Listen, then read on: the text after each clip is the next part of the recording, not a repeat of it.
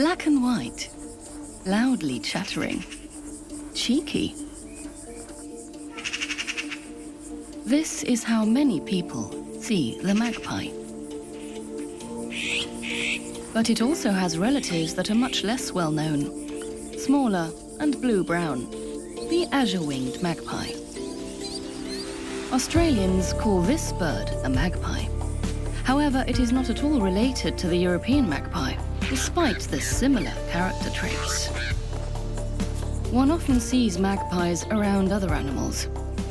They take advantage of some of them, help others, and then there are animals they simply detest. The world of magpies is full of surprises, as well as myths.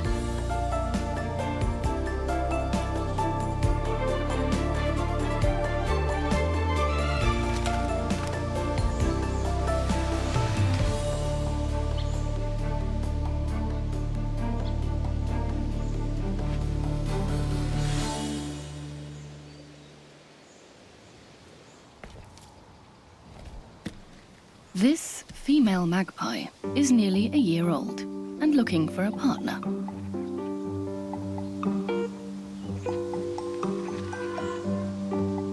She's choosy. After all, she's looking for a lifelong relationship.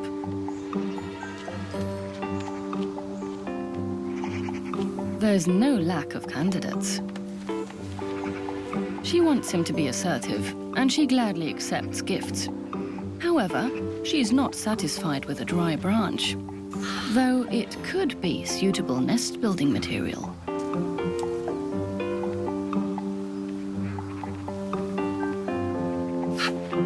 The male must be persistent to persuade her. She seems not entirely averse to him and waits. He tries begging. By flapping his wings, he not only signals that he likes her, he is also pointing out good nesting sites to his love interest.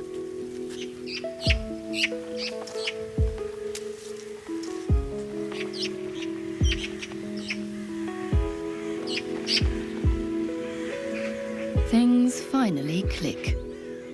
They will remain together for the rest of their lives. If all goes well, up to 15 years. They immediately start working together on a major project and will do so every year from now on, building a nest.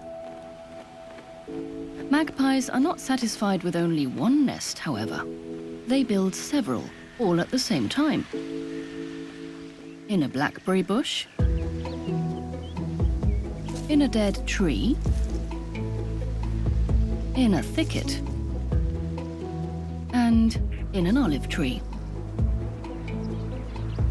They will only breed in the best and safest nest. Large branches are the foundation of the nest. Nesting material is formed out of clay. It is transported to the construction site in small portions. Even after it dries, the construction weighs several kilos. Now comes the feature that renders the magpie nest unmistakable: the dome. No other bird builds such a structure. It provides visual protection from above and keeps other birds from looking into the pair's nest and being tempted to steal eggs or chicks. The olive nest just requires padding, preferably with fine roots.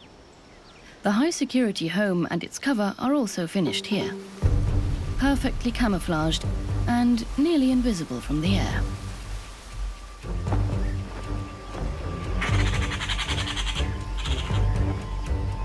Yet they will still defend it. Magpies are often the victims of nest predation, especially by crows and birds of prey, though they are predators themselves and readily eat blackbird eggs on occasion. One could look at this as poetic justice.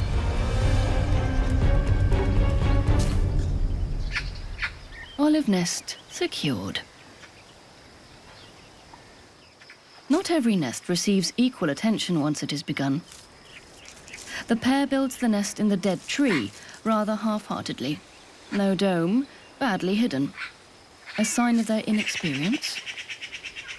A buzzard has already spied it from afar. No eggs, no chicks. It will at least steal some nesting material.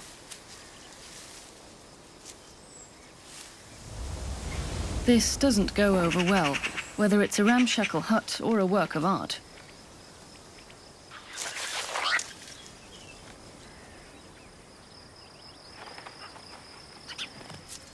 Apparently, there's enormous interest in the desolate realty. Their doubts are confirmed. This is not a good spot for breeding. And so the pair abandons the nest. Beginner's mistake. But there are still others under construction. Magpies had made a home for themselves here too. A long-eared owl has rearranged the nest and raised its young here. Long-eared owls don't build their own nests, and magpie nests are large and stable enough for them. However, they have removed the bulky cover. The chicks begin taking in their environment three-dimensionally by swiveling their heads, in preparation for their first flight. Throw off ballast. Stretch. And take off.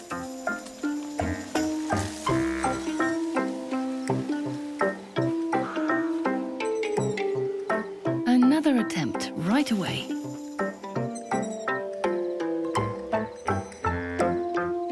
The siblings watch and learn.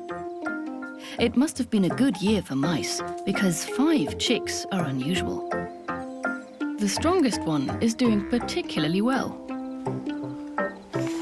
It can already manage landings. Mother owl is satisfied. The magpie pair next door has decided on the nest in the olive tree. They have abandoned all the others. And they have been blessed with eggs. If the food supply is good, there could be up to 12. The female now has about 2.5 weeks rest before the most demanding time begins for the young magpie parents. Will they see their offspring through? They definitely have good chances, because the magpie has been on a successful course for thousands of years. It all began here, in East Asia. Whether in Portugal or Mongolia, the appearance of magpies is largely the same throughout their enormous range.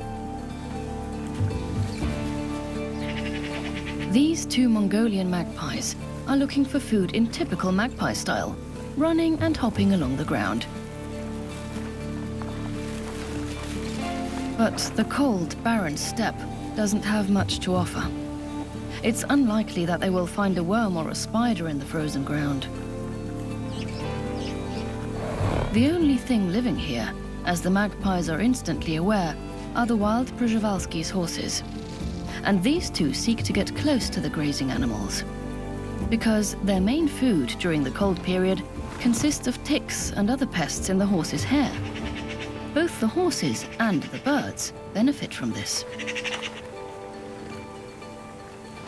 The animals don't always stand still to allow themselves to be cleaned.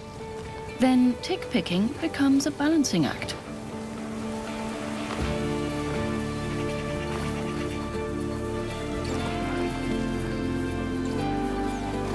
One magpie trademark, the long tail feathers, might have developed for this purpose, as a balancing pole, a vaulting aid, so to speak.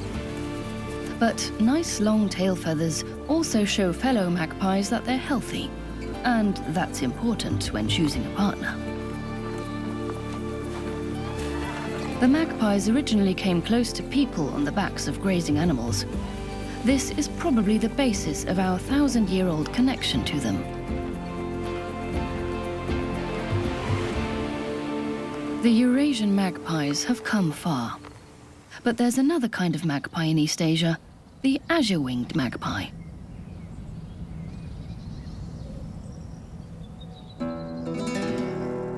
Interestingly, they can also be found 9,000 kilometers further to the west, in small parts of Spain and Portugal. The Ice Ages separated the azure-winged magpie populations. Today, they live on different continents.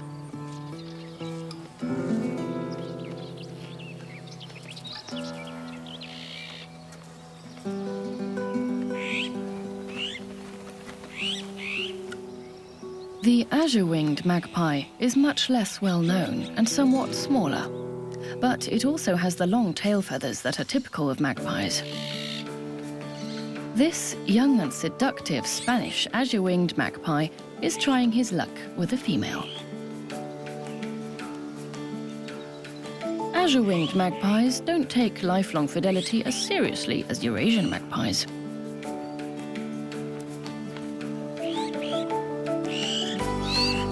But, like with other magpies, shaking their wings means, "I like you." And she seems impressed.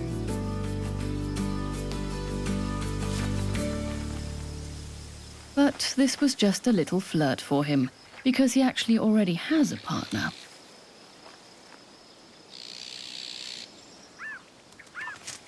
And she has made herself comfortable on their common nest. Is she already breeding?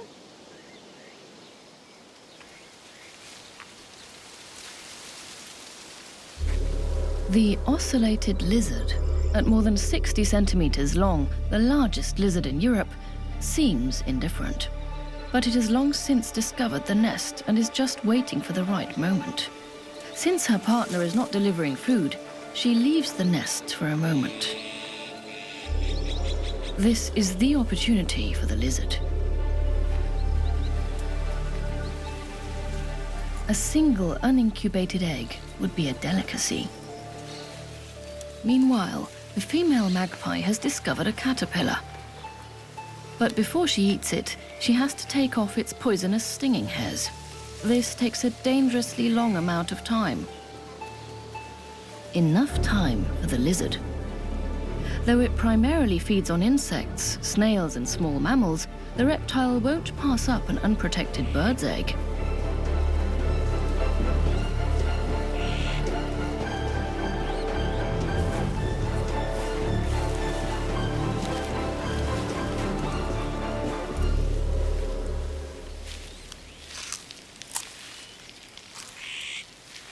The brood is destroyed, even before all the eggs have been laid.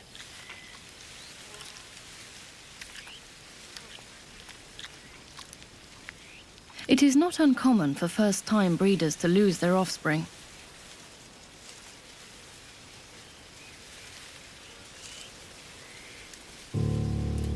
The pair will never use this nest again. The danger is too great that the thief will come back. A fresh start is needed, and a special strategy will help the young pair with their next attempt.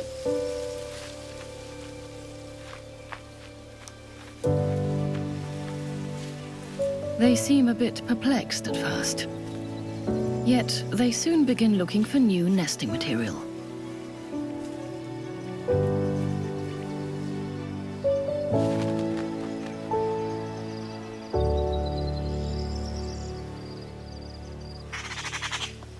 Meanwhile, there is intense activity amongst the Eurasian magpies in the olive tree. It's not only the female in the nest who wants to be fed.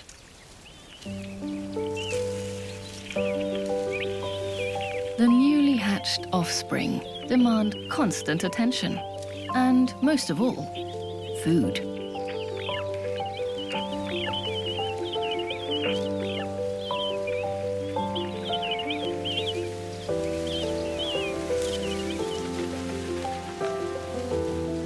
The chicks can't survive for very long without being fed.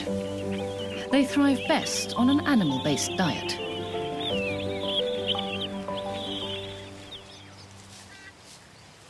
Though it's not a bird of prey, a magpie can always manage a workaround. This bird is a bird of prey, though. The osprey could save it a lot of work.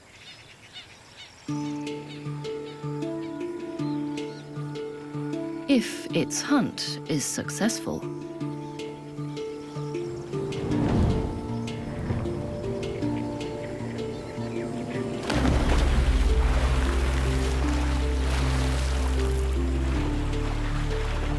Its first swipe at the water is successful.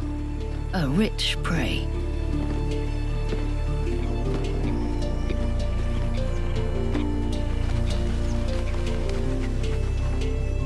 Now all she has to do is get some of it.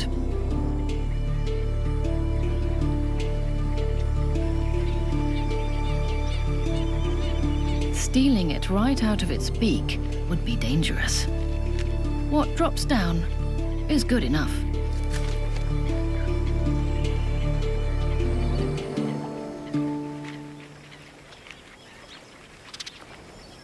She transports it to her offspring in her crop.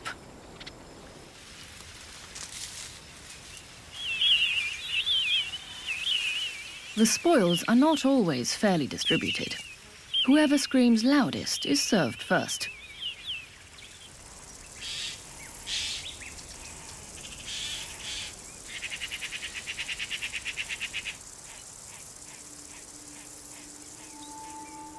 The male magpie has set his sights on another creature that he can wangle something from.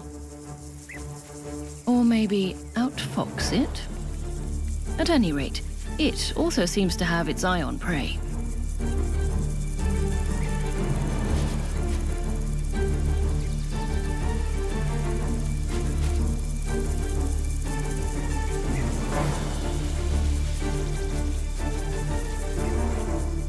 The magpie follows it wherever it goes, and dares to get dangerously close to the hunter. He can't afford to miss the crucial moment.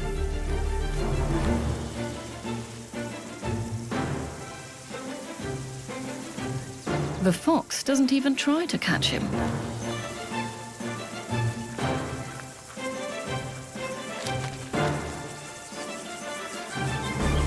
It only has eyes for its real prey.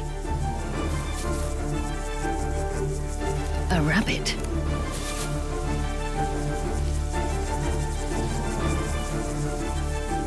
Finally, it was successful.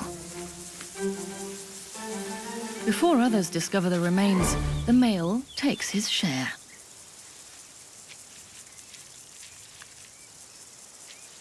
Horse, eagle, fox. The list of hunting partners is long. When food is at stake, the magpie really is quick to steal. Death is its constant companion. This has always inspired people to tell stories in which magpies rarely come off well.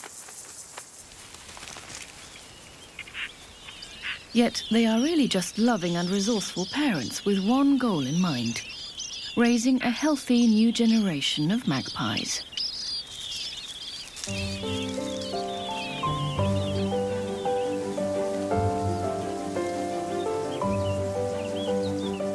The intelligence and popularity of Eurasian magpies is undisputed. The same is true for another magpie that isn't really a magpie, but is called one. It can be found at the other end of the world, in Australia.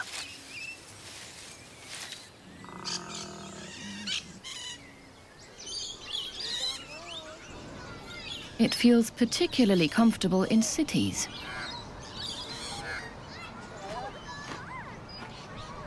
Australians call this bird a magpie. It is unrelated to Eurasian magpies, but rather a kind of early songbird.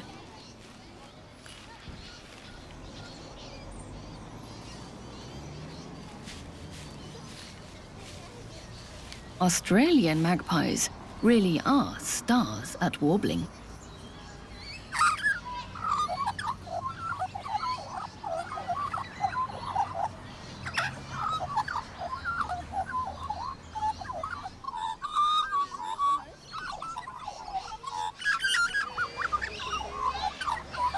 And like to sing in choruses. They have no problem singing over a range of 4 octaves, or imitating humans and environmental sounds. Eurasian magpies just can't compete. Australian magpies also find mates in the Australian spring. The adults have black and white plumage. Their appearance and behavior reminded the first settlers of Eurasian magpies, which gave them their name. This pair's offspring still wear their juvenile plumage of grey feathers. They are always hungry.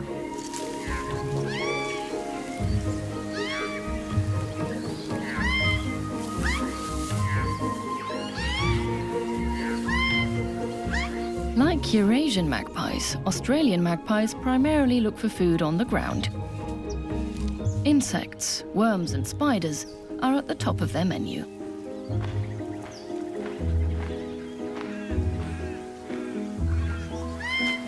This bird does not use the help of other animals when it comes to finding food, but it keeps bothersome insects under control, thereby doing a good deed for us humans, especially in cities. Though this young bird has dared to stray far from the nest, it continues to be lovingly fed.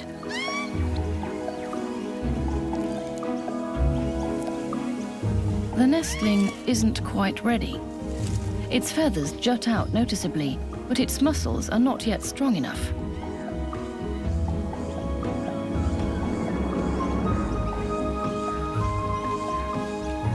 Its sibling is already much further along.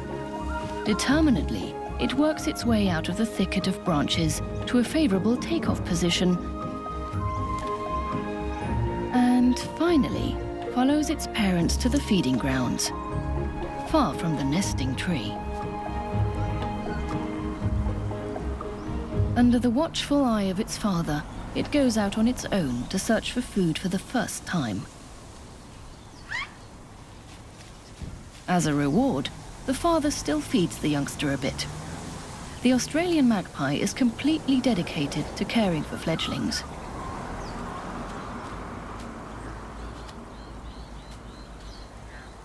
Yet many dangers lurk in the city, especially for unsteady flight beginners that cannot yet estimate the suction caused by vehicles. And so, the tragedy takes its course. The nurturing parents have lost one of their young. This incident leaves a lasting impression. To the crow, the dead chick is nothing more than a meal.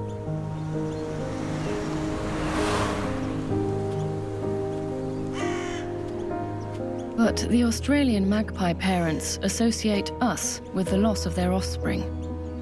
Many magpies have had bad experiences with humans, and this has consequences. Under no circumstances will they allow the same thing to happen to their surviving chick. This results in a phenomenon that is infamous in Australia, but which only a small percentage of magpies is responsible for. The Australians even have a word for it: swooping.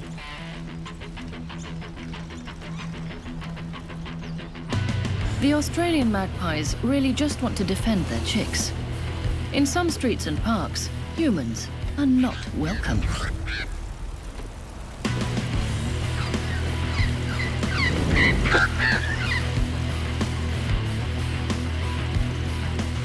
And they remember faces. If someone has previously bothered them or is a stranger, they get a thrashing. Often, loud screeches and a mock assault are enough to chase intruders off. It makes twice as much sense to wear a bicycle helmet during magpie breeding season.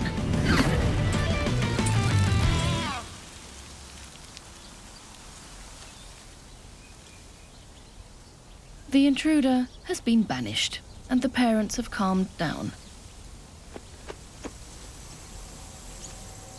But then this. Another accident. Is it paralyzed with shock? Even if it doesn't look like it, this is the local magpie spa.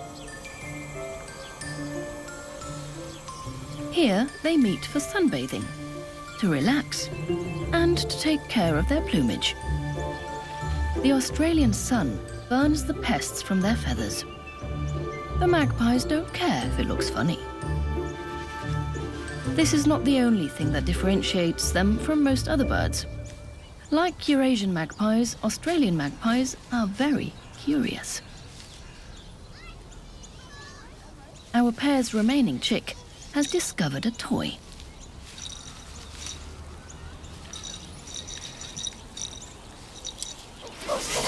But the rowdy with the protruding feather wants it for himself.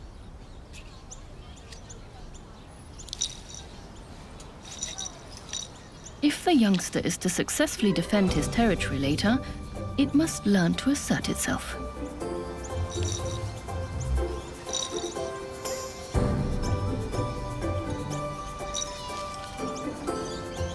It takes up pursuit.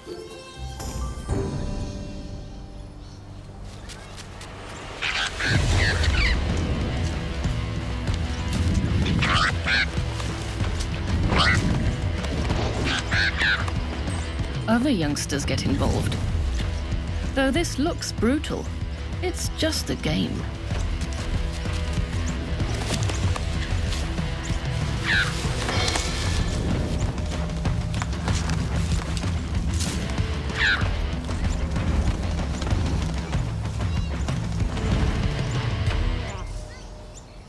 The young bird finally has its toy back.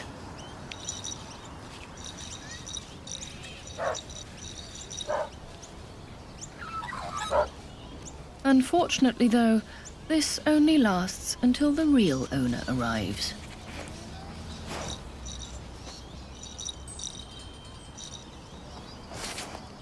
Time for a snack after all that exercise. There are always leftovers to be found on the table and ground near the playground. The crow has already found the biggest tidbit. But it won't share.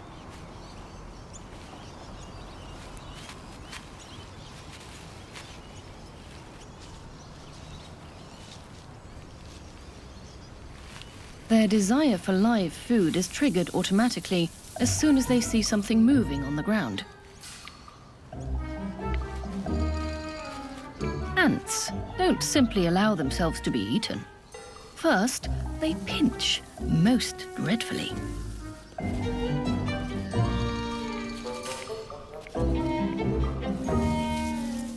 The parents demonstrate how to go about it. Approach carefully, don't step on them. Quickly pick one out, and down it goes. One more time. Approach, attack, swallow. The youngster tries it.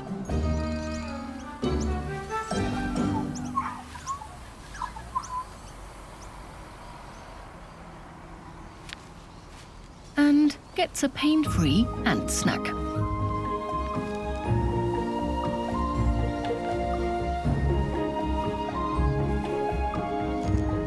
After this last lesson, the youngster should be able to get along by itself.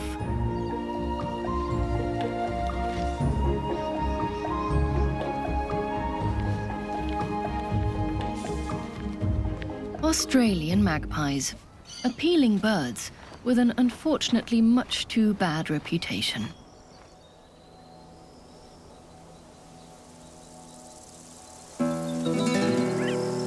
Following the loss of their chick, the Spanish Azure-winged magpies have successfully started over.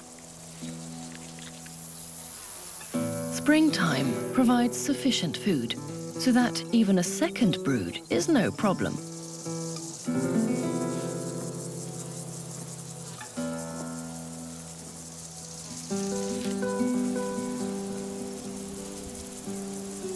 They gather food using a special head-first dive hunting technique. Otherwise mostly vegetarians, the birds rely on protein-rich insects during the breeding season.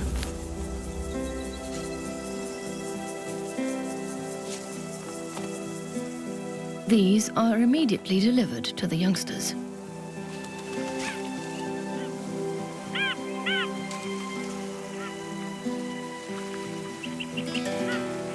something has changed since their last attempt at breeding.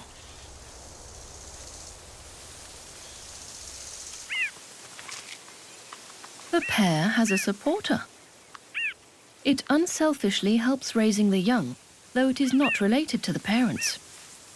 This kind of social behavior is otherwise found mostly in primates.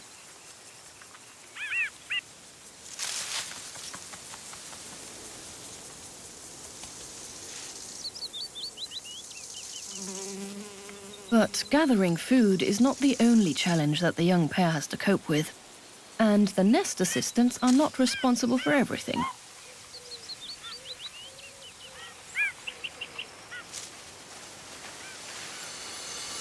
The heat torments young as well as old.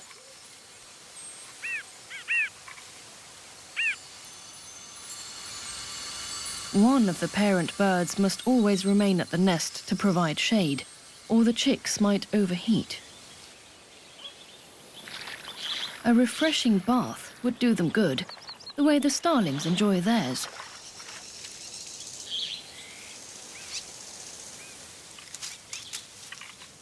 Thankfully, relief is on the way. The female uses the opportunity.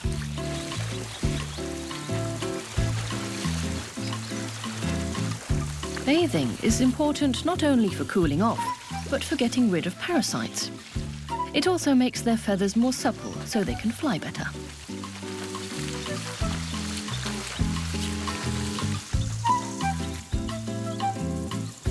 All the splashing birds are too much for the turtle.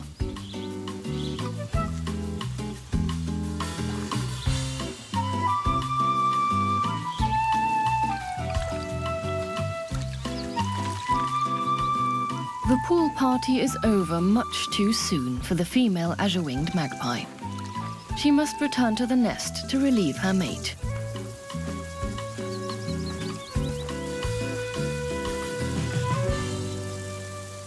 The young magpies grow quickly. Only a little more than 2 weeks after hatching, they're ready to fledge. They still get fed constantly by their parents and their helpers.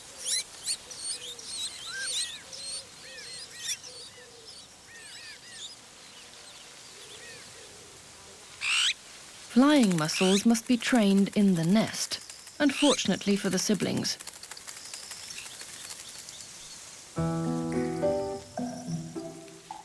Finally, the young birds risk jumping from the nest. At first, they just take a few hops. Still in the tree, of course.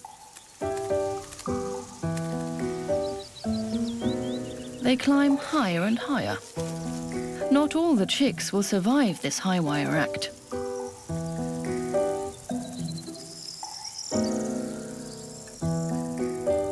Then, the very first attempt at flight.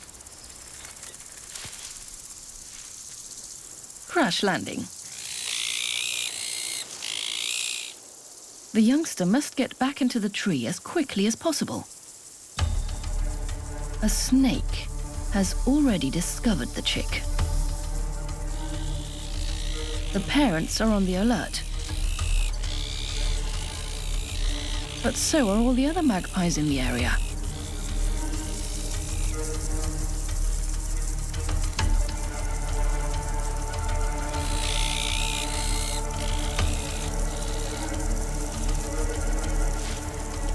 They all work together to save the youngster.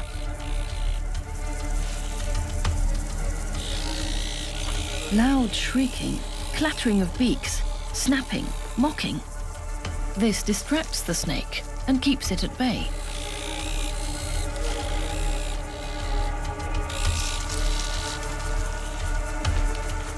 The more magpies gather, the more effective the rescue operation.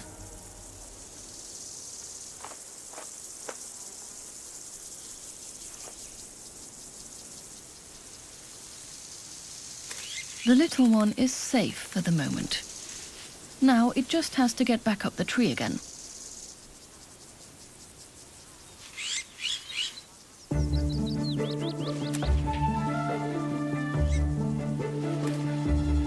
But it can climb much better than it can fly.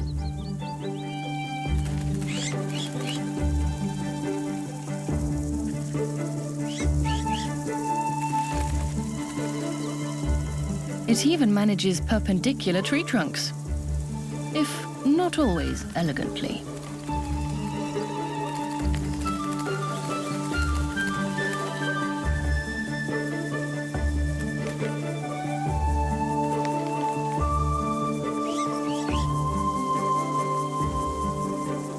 Done. With the help of the Azure-winged magpie community, the offspring has managed to survive. This behavior is unique among magpies and extremely rare in the whole animal kingdom.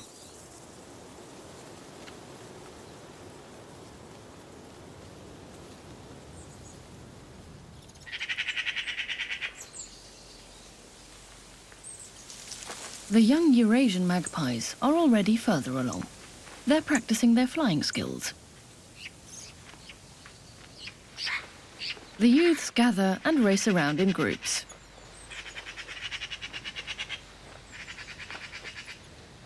Some fly far from their home, settling close to humans more and more frequently.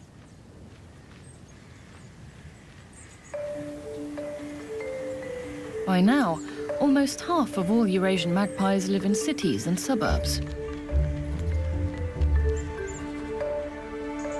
Our young magpie must learn how to get food. Other animals will not help it alleviate its hunger here.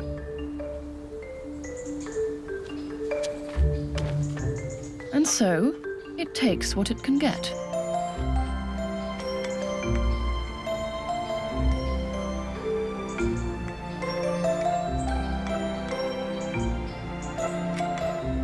Magpies have practically limitless flexible food-gathering skills.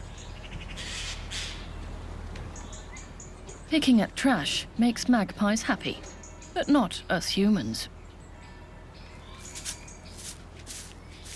Some people find them too loud and too aggressive, and think there are just too many.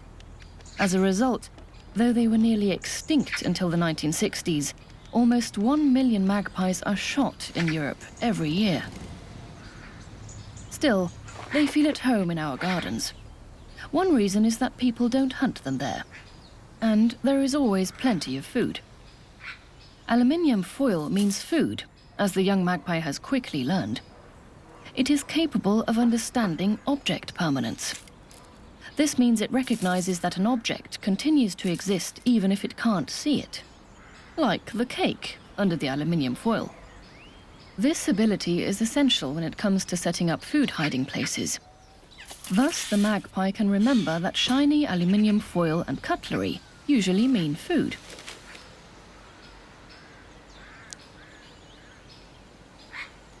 Its curiosity and its hunger drive it close to our silver spoons. Their resourceful search for food has probably led to this popular preconception: that magpies steal, preferably jewelry and other shiny objects. We hear this from childhood on. A propagator of this idea was Rossini's famous opera, The Thieving Magpie, where the bird keeps stolen goods in its nest.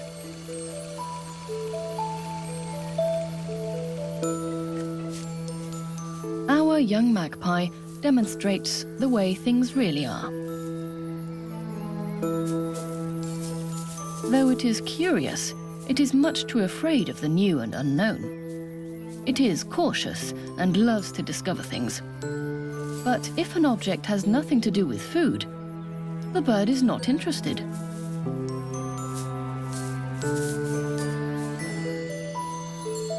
It doesn't have a nest either, and would never bring jewelry there if it did. That would be much too dangerous for the eggs and the offspring. Nevertheless, full of mischief, it tests out its limits.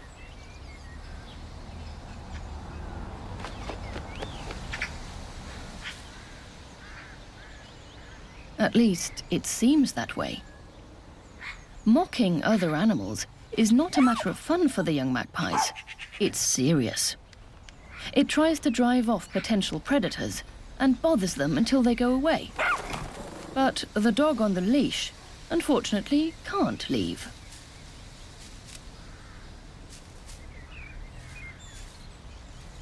And then it even steals the ball. If nothing else, it could be charged for this offence.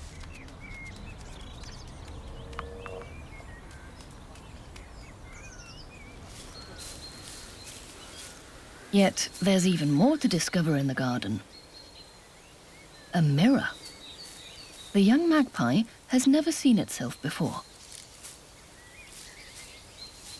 How will it react?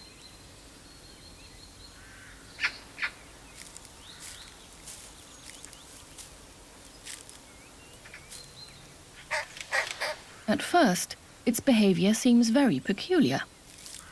It demonstrates threatening gestures and display behavior.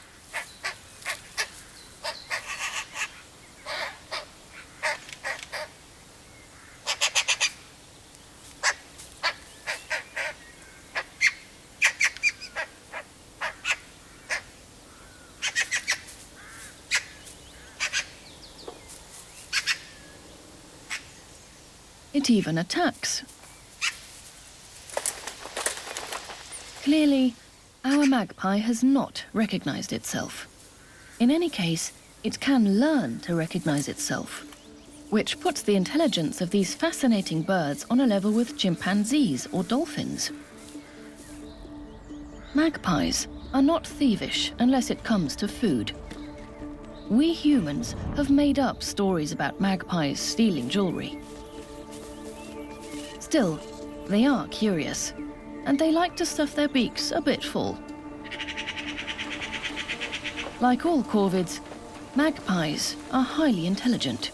Perhaps that's what frightens us the most, for no reason at all.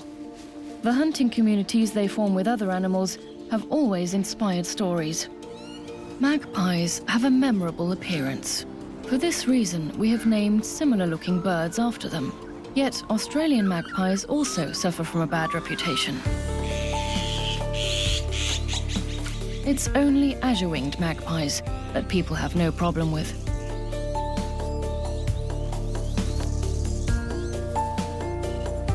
Perhaps we should start to see magpies the way they really are.